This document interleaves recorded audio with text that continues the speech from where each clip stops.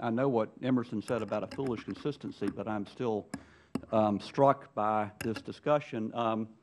Dr. Cugini? Yes. You said in your testimony that the not oil shale, but shale oil technology that we have now was a result of research in the 70s and the 80s, federal government research, but closely working with industry in that. Is that correct? That's correct. Okay. And how we've heard the phrase picking in winners and losers, and the various technologies are in competition with each other. As the coal industry has learned from the decline in natural gas prices, I think most of the assumptions about oil shale is that the reason it's not commercially practical, although it's been researched to within an inch of its life, is that it is not commercially viable at current prices. But how are we not picking a winner? How are we not picking winners and losers in the 70s and the 80s? Well, I think in the 70s and 80s, the research was developed and it was focused on developing technology, base sets of technology. So you heard testimony today about some of the work that resulted in seismic activity, allow us to draw seismic maps. It was somewhat fundamental in nature. We were also able to start asking industry to start looking at these technologies, providing information about the resource maps and other types of information related to those resources, and working with industry. Industry picked up a lot of the balls in looking at applying, as we found out, hydraulic fracturing and other types of technologies. Okay, and by the way, I support energy research, and I support energy research into any available form of energy. In the 70s and the 80s, I think we were spending 10% of all federal research funding on energy research, and I think now it's 3%. And that seems foolish to me. I think we should be spending more on energy research, and it should include energy into alternative fossil fuels or unconventional fossil fuels. But so the research in the 70s and the 80s was for a fairly early stage that might or might not work. Is that correct? Is that why the industry wasn't just doing it by themselves without needing government to be part of that? I think there were a lot of factors in play. I mean, part of it was the early stage of the research.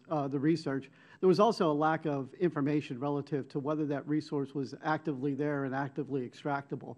So part of the DOE's budget in research at the time was working with USGS and others to characterize the available resource. So there were a combination of interests. I think one of them may have been the early stage of the technology development. Well, I'm struck by the arguments, the fairly dismissive arguments about alternative energy sources as being unreliable, uncertain, and the fossil fuel research that we've heard about today is described as a sure thing, a slam dunk. If that, and Mr. Martineau, that was your testimony, and you're nodding your head now that yes, that's right.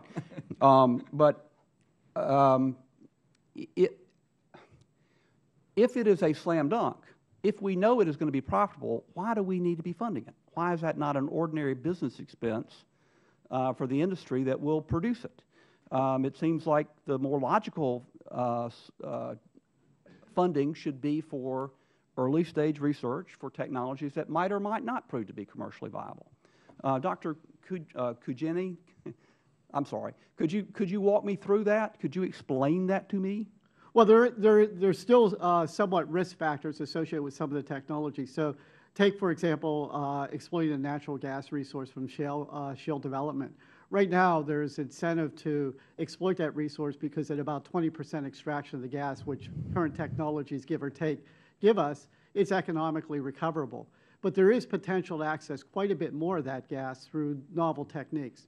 There really isn't any incentive, I think, in industry or capital in the industry to go after improved extraction technology. So that might be an example that I think addresses your question. Mr. Martineau, if this research is as sure as you say it is to produce recoverable energy, why is our funding for this research not paying for just an ordinary business expense for the industry? Why is it not a direct just subsidy? A subsidy, well, of course, we have I've been an independent oil and gas operator, which I've been a geologist for 52 years now, and I just look back at what's happened in the shale itself. We used to drill wells all the time through shales, non-commercial, low permeability, nano-Darcy type thing, and you couldn't do it. And until they started the Barnett Shale program in 1981, when George Mitchell drilled the first well, attempting to develop the gas. And you think how many years it took before the shale took over. Now we have a shale revolution all over the whole United States. But if it hadn't been for some of the research work, and I was involved somewhat when the first horizontal well that I mentioned here before with George Mitchell drilled was funded somewhat by the Department of Energy to see if a horizontal well would. At that time, gas prices were so low it didn't make sense to do it. As the gas prices came up, we started doing it. But some of the research that us independents, because we don't have access to research, we strictly drill wells, drill producers, dry holes, and commercial wells. And so I think the research that's been done that I've been involved with through my years in the business has been a real asset for the small independents, because we don't have the research teams to come up the different type of technologies that were advanced in fracking itself. Fracking's been around for 50 years. We've been fracking wells forever. And, but the technology of hooking a horizontal well with a frack job, and they used to frack them all with water in one stage, or no, gel, and then they switched to water, increased the production tremendously. The horizontal legs now used to be 2,000, 3,000 feet. Now they're 6,000 to 7,000 feet with 50 fracks in it. In other words, the technologies and the mapping that he did showing where the frack job goes is really critical, because nobody knew before. The microseismic work that we've done and the technology that was backed by funded research from the Department of Energy and different people, how do you trace where these frack jobs go? The big issue, of course, is frack water contaminating the fresh waters.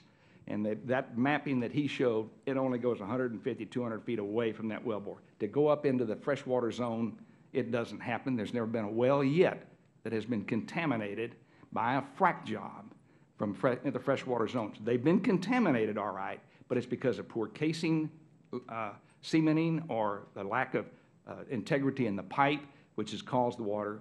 But you know, they've been opening water wells in homes forever, and you could light a match to it, and you know, it's not the first time. Since fracking came around, everybody says, oh, they're caused it. That's not true. That's been happening forever in this United States.